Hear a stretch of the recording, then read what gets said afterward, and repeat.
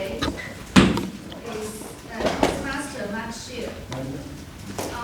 Our first speaker this morning has been winter class Toastmaster for 26 years.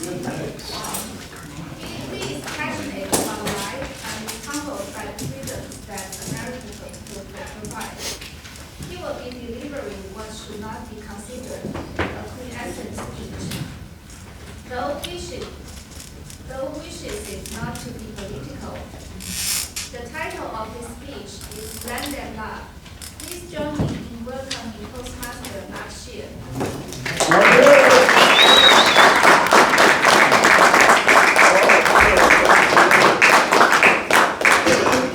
Good morning, fellow Toastmasters. Good morning.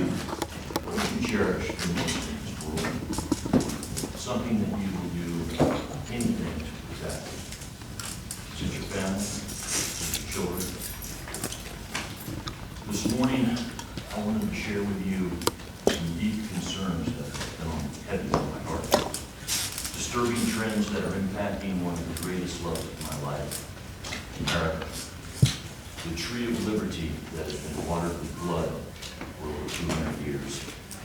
My intentions today, they're not political, though a desire to express my thoughts and hopefully together have an opportunity to preserve this great land. I don't have enough time today to talk about all of them that are weighing on my shoulders and in my heart, but I do want to talk about 3 of them. First, we are a creation of speaking people. We have a natural right and gift to communicate with each other and express our ideas. They are protected by the First Amendment of the Constitution of the United States. I would have never fathomed 3 years ago, not in my wildest imagination, that we would see the grotesque and pervasive squelching of censorship and speech across this land. Who would have ever thought that a president of the United States would be wiped clean of every single platform of communication? General in the U.S. Army, members of Congress, business owners like Mike Lindell, a very successful pillow company. They want to crush him and destroy his business. What about Joe Rogan? YouTube completely unplugged the #1 podcast in America. Not only are they suppressing individuals, they're coming after companies.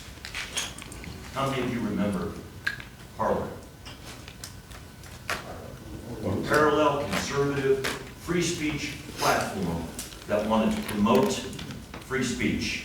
Google, overnight, turned a $200 million company off and shut them down. Who is doing this? It's the social media platforms such as Facebook, Twitter, these totalitarian tech tyrants backed by mainstream media. Ladies and gentlemen, if we stand idle and to see what they've done to these individuals, they can shut you off in a nanosecond. Second, we are a country right now that we should have borders. Okay? We are a land of immigrants. Take a look around this room today. My heritage comes from Ireland, and I will speak about that at another time. But we have to enforce the legal process of entering this country. I never imagined, ever, that we would be invaded physically in this country at the very will and desire of our current government. Over just this year, over 2 million illegal immigrants have crossed this border. Women, children, men, and you can better believe it, a ton of nefarious individuals that want to cause harm to America and wreak havoc. Just last month, legal immigrant in Daytona Beach brutally murdered a couple. Some of you heard about this. Year to date, 98 non-citizens on the FBI terror list were stopped.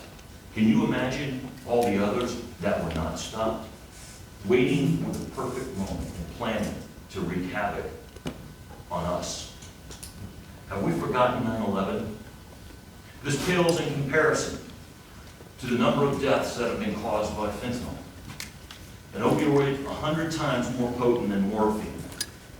And what is weird, it has been produced and manufactured in China, shipped through the ports in Mexico, and crossing this country. How many people died? How many Americans died in World War II? 600. 290,000 Americans died in all of World War II. Guess how many people died just this year from fentanyl? 200,000. Puts it in perspective. This is a self-inflicting gaping wound, ladies and gentlemen, and we've got to secure our borders.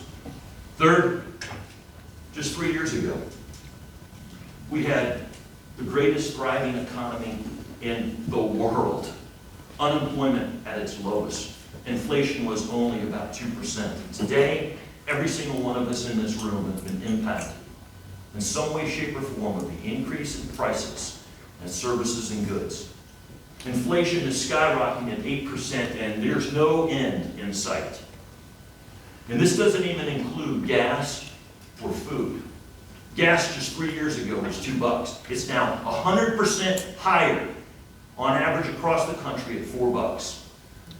Food alone, going to the grocery store, my gosh, to buy a hot dog, a gallon of milk, orange juice, it's breaking the bank. And who is this affecting most? It's affecting middle and lower income class people.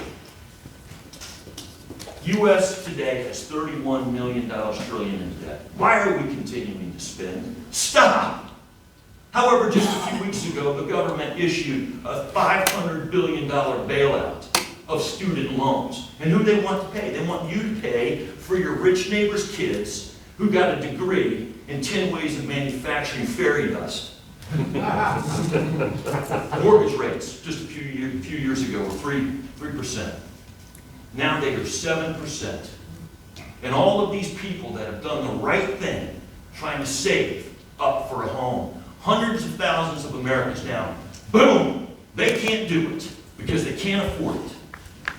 Fellow Toastmasters, these are just some of the troubling realities that we're experiencing today. And I am long on this great country. And I believe we can turn this ship around. We can secure this land of freedom and prosperity, but it's going to require each one of us to get involved and speak our minds. God bless America, land that I love. God bless America, our home, sweet home. Fellow Toastmasters.